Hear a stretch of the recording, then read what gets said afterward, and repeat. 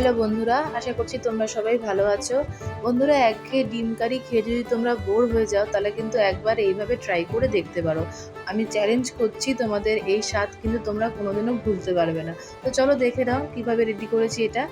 তো এর জন্য আমি প্রথমেই ডিমগুলোকে সেদ্ধ করে রেখেছিলাম, আগে থেকে 4-5টা ডিম সেদ্ধ করে রেখেছিলাম। আর এরপর আমি কড়াইতে দিয়ে দেবো সর্ষের তেল। সর্ষের তেলটা আমি গরম হয়ে গেলে এর মধ্যে আমি ডিমগুলোকে ভেজে নেব।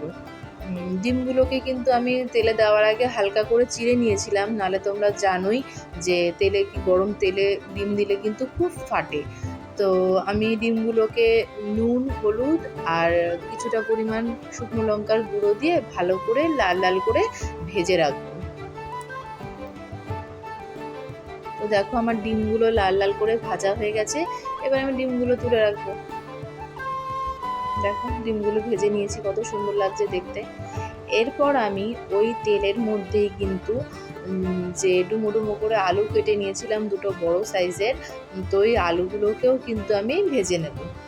এই আলুগুলোর মধ্যে কিন্তু আমি শুধু নুন অ্যাড করে ভাজবো, হলুদ দেবো না, কারণ যেহেতু তেলের মধ্যে হলুদ গুঁড়ো লঙ্কা গুঁড়ো দেওয়াই ছিল, তাই আর আমি আলাদা করে ওগুলো দিই, শুধু অল্প করে একটু নুন দিয়ে লাল লাল করে ভেজে নিয়েছি।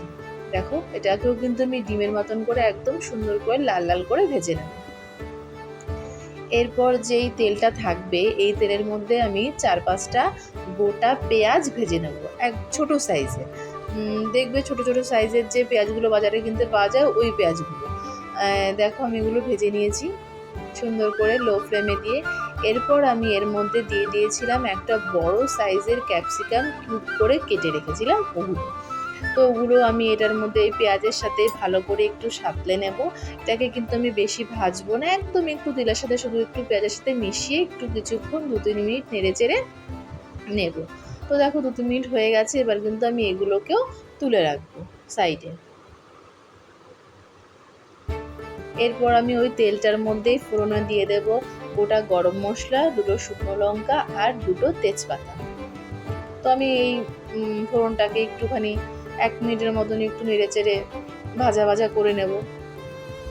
তারপর এর মধ্যে আমি দিয়ে দেবো একটা পেস্ট, সেটা হলো 2টো বড় সাইজের পেঁয়াজ, একটা মিডিয়াম সাইজের বড় রসুন, আর 2 ইঞ্চির মতন আদা, আর 6-7টা কাঁচা লঙ্কা একসাথে আমি পেস্ট করেছিলাম। সেই পেস্টটাই কিন্তু এই তেলের মধ্যে দিয়ে এবার আমি ভালো করে এটাকে কষিয়ে নেব। যতক্ষণ না হালকা তেল ছাড়ছে ততক্ষণ কিন্তু এটাকে আমি লো ফ্লেমে দিয়ে আস্তে আস্তে করে কষাতে থাকবো।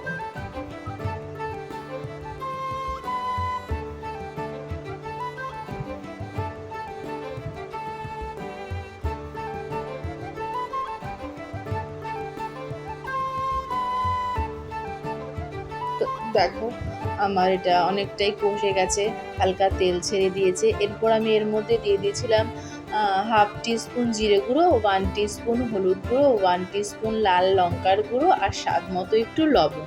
তো এটাকেও আমি ভালো করে কিন্তু এই পেস্টের সাথে মিশিয়ে নেব 2-3 মিনিট ধরে, আবার অল্প আঁচে কিন্তু নেড়ে চেড়ে নেব। দেখো, অনেকটা তেল ছেড়ে দিয়েছে। এরপর আমি এর মধ্যে দিয়েছিলাম একটা বড় সাইজের টমেটো পিউরি। এটাকেও আমি কিছুক্ষণ ধরে নাড়াচাড়া করবো, যতক্ষণ না টমেটোর কাঁচা গন্ধটা চলে যায় ততক্ষণ কিন্তু এই মশলাটাকে ভালো করে কষিয়ে নিতে হবে। দেখো, ভালো করে কষে গেছে। এরপর আমি এর মধ্যে কিন্তু ভেজে রাখা আলুগুলো দিয়ে দিয়েছিলাম।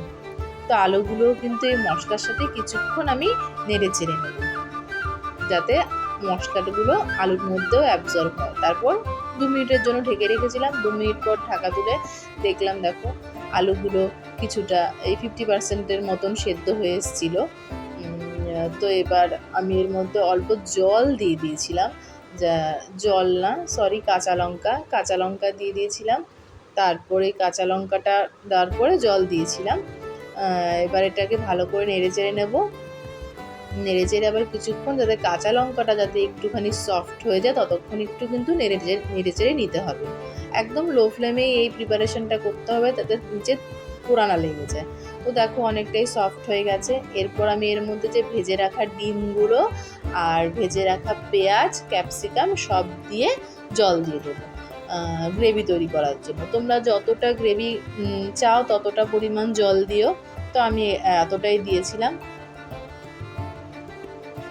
এবার এগুলোকে একটুখানি নেড়ে চেড়ে নেবো ভালো করে, ডিমগুলো, পেঁয়াজগুলো, ক্যাপসিকামগুলো মিশিয়ে নেবো। একটু ফুটে গেলে দেখো ঢেকে রাখবো আবার 10 মিনিট, যাতে ভালো করে সব সেদ্ধ হয়ে যায়।